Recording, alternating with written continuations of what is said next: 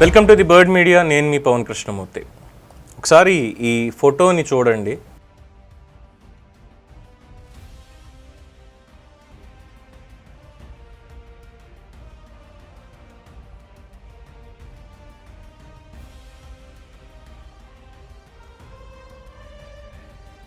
చూస్తున్నారుగా, ఈ ఫోటో సారాంశం ఏంటంటే, తూములే పోలీస్ అన్నలకి డైనింగ్ టేబుల్ అయ్యాయి, వర్షమే పువ్వుల వానైంది. అసెంబ్లీ బందోబస్తులో భాగంగా, ఐ రిపీట్, అసెంబ్లీ బందోబస్తులో భాగంగా విధి నిర్వహణలో ఉన్న పోలీసులు వెలగపూడి సచివాలయానికి వెళ్లే సీడ్ యాక్సెస్ రోడ్లో మంగళవారం మధ్యాహ్నం డ్రైనేజీ ఏర్పాటు నిమిత్తం ఇలా వరుసగా నిలిపి ఉంచిన భారీ తూముల్లో భోజనం చేశారు. ఇది విశాలాంధ్ర పేపర్లో వచ్చినటువంటి ఒక చిన్నపాటి వార్త. నేను ఆ వార్త అనేది పక్కన పెడితే, ఆ తూములు ఏవైతే ఉన్నాయో అక్కడి నుంచి వాళ్ళు తింటున్నటువంటి దాన్ని చూసిన తర్వాత నాకు మనసు విరిగిపోయింది. నిజంగా ఏ మార్పు వచ్చింది? ఇదా మార్పు? వాళ్ళకి కనీసం తినడానికి ఒక చిన్నపాటి షెడ్, వాళ్ళు అక్కడ కూర్చున్న దగ్గర వాళ్ళకి క్యారీ చేసుకుంటూ వెళ్ళడానికి వాళ్ళ జీపుల్లో ఒక చిన్నపాటి ప్లాస్టిక్ టేబుల్ ఏదో ఒకటి పెట్టి ప్రశాంతంగా ఆ తినే 10 నిమిషాలు ప్రశాంతంగా తినడానికి లేదా? ఆదరాబాదరాగా తింటూ అక్కడ మురికి కాలువల కోసం, అఫ్కోర్స్ ఇంకా వాటిని వాడలేదు, కానీ మురికి కాలువల కోసం పెట్టినటువంటి ఆ పైప్స్ ఏవైతే ఉన్నాయో వాటిల్లో పెట్టుకుని ఆ ప్లేట్లని వాళ్ళు తినడం అంటే ఏమనాలి వాళ్ళకి? నిజంగా వాళ్ళ వృత్తి ధర్మానికి, వాళ్ళు చేస్తున్నటువంటి పనికి, వాళ్ళ నిజాయితీకి, నిబద్ధతకి చేతులెత్తి నమస్కరించాలి. వాళ్ళకి ఎంత చెప్పినా తక్కువే వాళ్ళ గురించి, ఇలా పనిచేసే పోలీసులందరి గురించి కూడా. ఇంత కష్టపడి పనిచేస్తూ ఉంటారు, వాళ్ళు పట్టించుకోరు. కానీ వాళ్ళని పట్టించుకోవాల్సింది, వాళ్ళకి సౌకర్యాలు కల్పించవలసినటువంటి బాధ్యత, ప్రాథమిక విధి అనేది ప్రభుత్వానిది కాదా? 175 మంది సచివాలయం, మన అసెంబ్లీ 175 మంది ఎమ్మెల్యేలు, ఎమ్మెల్సీలు, మిగతా సెక్యూరిటీ, మిగతా వాళ్ళు, మార్షల్స్, ఇంతమందికి క్యాంటీన్ అనేది ఉంది అసెంబ్లీలో. వాళ్ళకంటూ ఒక క్యాంటీన్ ఉంది సపరేట్గా వెళ్ళి, అందులో మళ్ళీ మినిస్టర్కి సపరేటు, ఎమ్మెల్యేలకు సపరేట్ ఇలా పెడతారేమో. శాసనసభ్యులకి ఒక క్యాంటీన్ అనేది ఉంటుంది, అక్కడికి వెళ్తారు, వాళ్ళు తింటారు. అందులో మళ్ళీ ఏమిటి, వాళ్ళకి క్యాంటీన్లో రేట్లు కూడా చాలా తక్కువ.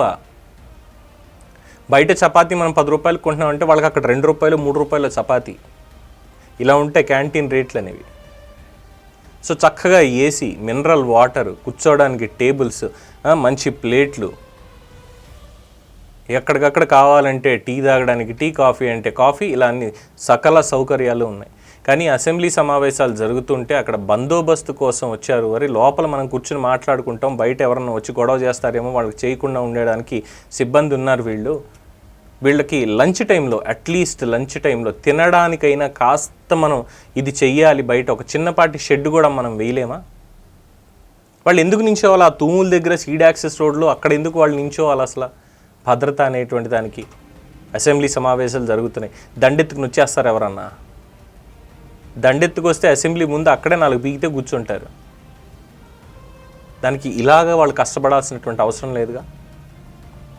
మనం మాత్రం లోపల లగ్జరీగా కూర్చుని మనం తినొచ్చు. నేను ఇక్కడ పార్టీలని ఎవరిని అనట్లేదండి, నేను మొత్తం ఓవరాల్గా అందరినీ అంటున్నా. ఎవరైతే అధికారంలో ఉన్నారో, ఎమ్మెల్యేలు, తర్వాత ఎమ్మెల్సీలు, ప్రజలు ఎన్నుకున్నటువంటి వాళ్ళు పవర్లో ఉన్నారో వాళ్ళని అంటున్నాను నేను.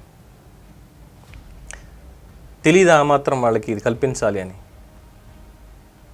I request honourable speaker Ayyan పాత్ర గారు, అలాగే డిప్యూటీ స్పీకర్ రఘురామకృష్ణరాజు గారు, శాసనమండలి చైర్మన్ మోషన్ రాజు గారు, అందరినీ కూడా రిక్వెస్ట్ చేసేది ఏంటంటే, సార్ మినిస్టర్స్కి, ముఖ్యమంత్రి గారికి, డిప్యూటీ సీఎం గారికి, వాళ్ళందరికీ చెప్పండి సార్. హోమ్ మినిస్టర్ అనిత గారు, ముఖ్యంగా వంగలపూడి అనిత గారు, పోలీసులమ్మ, వాళ్ళ డిపార్ట్మెంట్ మీదే. ఇలా నించుని తినడం అనేది మాత్రం డెఫినెట్లీ నాట్ యాక్సెప్టబుల్. ఓ పని చేయండి, లేదంటే అక్కడ ఒక అన్న క్యాంటీన్ అనేది కట్టేసేయండి.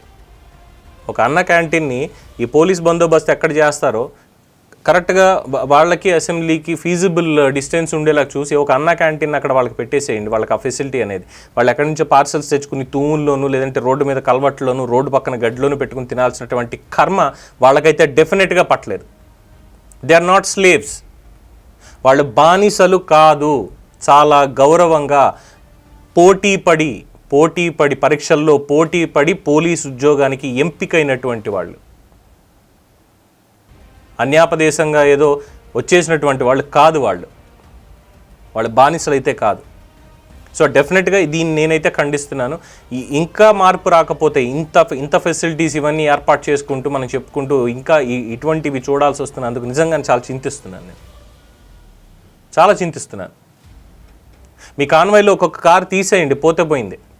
అన్ని కాన్వాయ్లో అన్ని కార్లు అవసరంలా, ప్రోటోకాల్ అన్న పేరుతో అంత లగ్జరీ అవసరంలా. ఒక్కొక్క కారు తీసేయండి, ఆ బడ్జెట్లో వీళ్ళకి ఒక క్యాంటీన్ మంచిది అక్కడ కట్టించివ్వండి, భోజన ఫెసిలిటీ వాళ్ళకి అక్కడ పెట్టండి. మనకి సెక్యూరిటీగా ఉన్నారు అన్నటువంటి కన్సర్న్ కూడా అక్కడ లేకుండా ఉంటే మరి ఏమనుకోవాలి దీన్ని?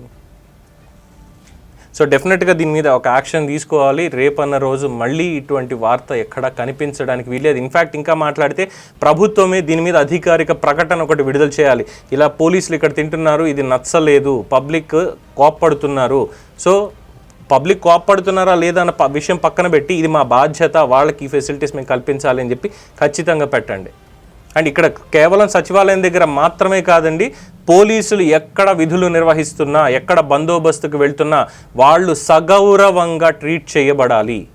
సగౌరవంగా వాళ్ళు ఖచ్చితంగా భోజనం చేసే టైంలో, అట్లీస్ట్ భోజనం చేసే టైంలోనైనా సరే ప్రశాంతంగా 10 నిమిషాలు వాళ్ళు తెచ్చుకున్నది ఏదో ఆదరాబాదరాగా తింటారా లేదంటే మెల్లగా తింటారా, ఆ తినేది ప్రశాంతంగా తిని వాళ్ళు పని చేసుకోవాలి. కాబట్టి వాళ్ళ ధర్మాన్ని వాళ్ళ డ్యూటీ చేసుకోవాలి. కాబట్టి సో ఇది చేయాల్సినటువంటి బాధ్యత మీది, ఇట్స్ యువర్ డ్యూటీ.